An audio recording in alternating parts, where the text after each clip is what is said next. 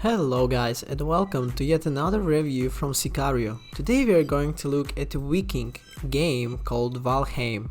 You probably all heard about this game already, but let's talk a little bit about it on our channel. Valheim is a survival sandbox experience that has been tearing up the Steam sales charts. Since its launch on February 2nd, Valheim has been on top of the bestsellers list and it set an overwhelmingly positive rating with nearly 13,000 reviews. This vast game has tiny download and looks like a 3D take on old games look like RuneScape. So what is exactly Valheim and why is it taking off so quickly? Let's dive deep into it. Valheim's progression is very similar to Terraria or Starbound in that advent feels organic and natural. Players start in a simple but vast meadow and learn how to hunt animals and build simple shelters. Players learn to punch limestone golems to death and craft a club. From there, players can begin building a starting settlement. Once that's done, it's time to start hunting boars, which drop the materials for the bow, which makes hunting deer easier. There is a clear path of progression, with each step opening up the next advancement. Here is what a session with my usual gang of friends might look like. We want to head out to Black Forest to fight a giant ant, but there is a mountain range in our way. The mountains are freezing, but we spot wolves and we think we can take fur a bundle up. After a few unsuccessful scraps with wolves, we mark the spot on the map and pledge to come back and get revenge on another day. We go south and travel around the mountains until we come across a massive lake that we can't possibly cross on our own. Instead, we settle down and build a wooden dock and a Viking longship. The longship ferries us across the lake and we track down then attack the ant, circling around the giant tree with the bows and spears. It fights back by summoning a massive roots and treating us apart with giant vines.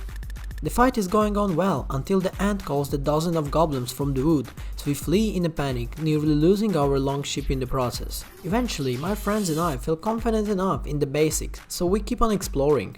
We find a great elk boss and fight it, which drops the hard antlers. Now I can make that big axe. That means that there are more dangerous Black Forest is worth exploring now, because we can mine an ore within.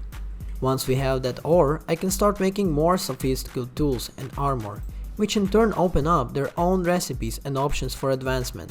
As we explore, the world opens up outwards, leading the mechanics like building trade roads, establishing a magical portal network, and learning how to sail and chart the natural map. Valheim feels like a world worth of exploring and spending time in, especially because I don't have to put tons of time in maintain the progress I've made.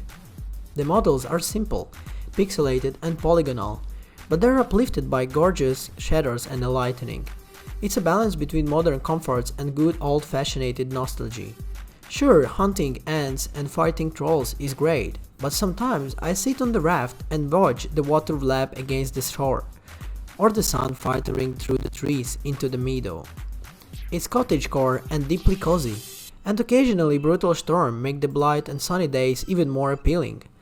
The game is also mechanically forgiving without any of usual surviving game obstacles, like the expiring food or prohibited refire or expiring costs.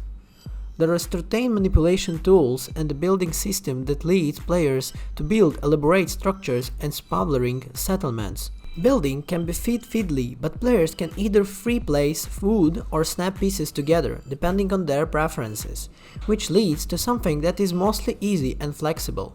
PvP is the toggle, unless I opt in. I don't have to worry about another player wrecking my house or thinking in axe in the back while I'm farming. I've only encountered minor bugs during my 20 hours in the game. I can play with 9 friends and it's super simple to connect to another person's server. I can even look up a controller with any problems.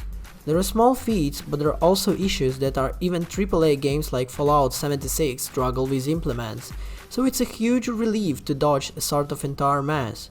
Being honest, this game looks really very well polished. This is why the ratings coming in.